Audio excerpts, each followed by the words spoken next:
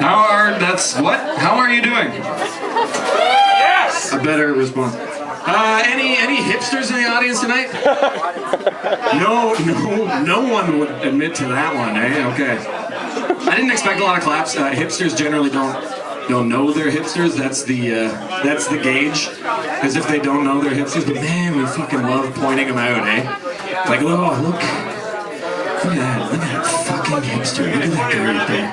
I will stop any conversation just to say, look at that fucking hipster. Look at that guy. The hipster doesn't know he's a hipster. He's like a dog born with 3 legs, you know? He doesn't know anything's wrong. Doesn't know why the other dogs are laughing at him or peeing on him. It's fine. We like pointing him out though, you know? We see a guy down the street, you know, like, oh, look at that fucking hipster. It's not fair though. You can't point out a guy based on his clothes, you know?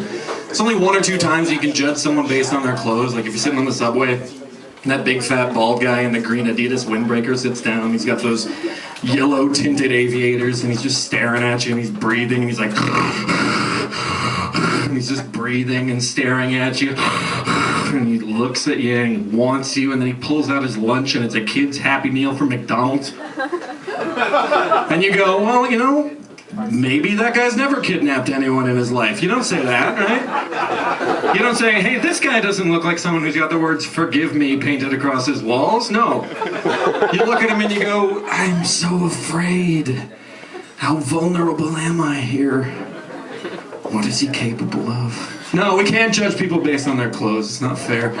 Can't see a guy in a cowboy shirt and horn-rimmed glasses and think he's a hipster, right? I mean, he might be a nearsighted ranch hand. And he's lost in the big city. And he's never known love. You know? It's not fair. It's not fair to judge people. I think the only criteria, there is one criteria to judge a hipster. And to me, a hipster is someone who, before they leave the house, has made 3 decisions solely based on the fact that they're ironic. As an example, a guy wakes up in the morning and he's like, I don't know, I think today I'm gonna cut myself a rat tail. I'll play a few ambient tones on the old keytar.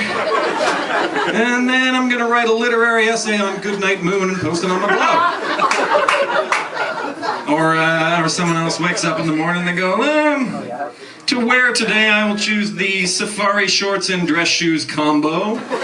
I think I'll smoke a corncob pipe for half an hour, and for the afternoon I'll be listening to only surf rock.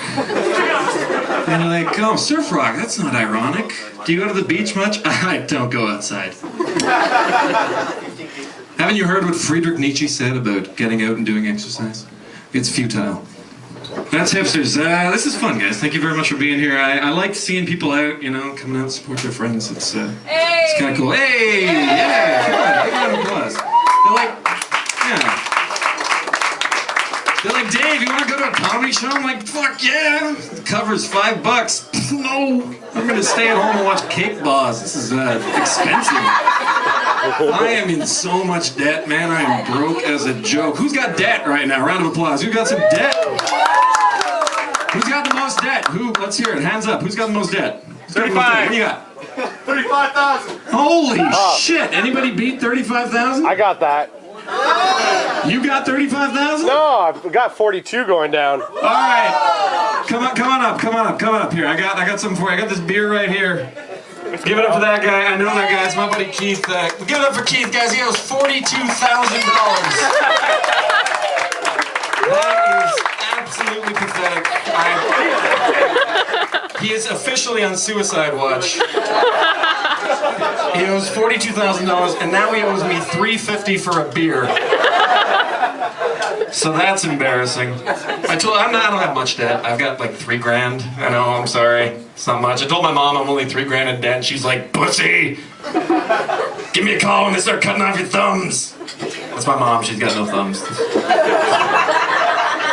She's really bad at Tetris. My debt's personal, though. I mean, $3 grand in debt. I got it all from an ex-girlfriend. Yeah, I opened up credit cards, bank overdrafts, that kind of shit, just to keep this woman happy. And we kept having The same disagreement. I'm going to share with you guys, see whose side you're on. This is the disagreement. I thought that my money shouldn't be stolen and spent on cocaine. And she disagreed with me. So I dated a drug addict for a little while. It was really cool. It was lots of fun. My fault entirely. I should have seen the signs. You know, the sign, she goes out, stays out till 5 o'clock in the morning. You know, that's a sign. We had 2 cats. She named them and that's a sign. And one time during sex, she screamed out, "Oh, Gary Busey!" That's a sign too. So. Yeah, relationships are fun. I'm in a really good relationship right now. It's cool. I like that you can trust someone. I like that you can get to be with someone and you can trust them so much. And you can be so happy. You can be so together. And they could say anything and it wouldn't bug you. They could be like, "Honey, I killed a man today." And you'd be like, "It's cool. We'll figure it out together. Because I love you." I know, and you trust them so much and you spend the night with them over and over again and you love it. And you move in with them and you see them every day and you want to see them every day and it's awesome. And then there's that one thing that just weirds you the fuck out. And I'm not talking about like a natural breaking point every relationship goes through. I'm talking about one specific thing that will freak you the fuck out. No matter who you're with, this has happened in every relationship. It is that exact moment when you find one of their hairs in the crack of your ass. Always happens the same way. You're at work, you're having a conversation, talking to a guy.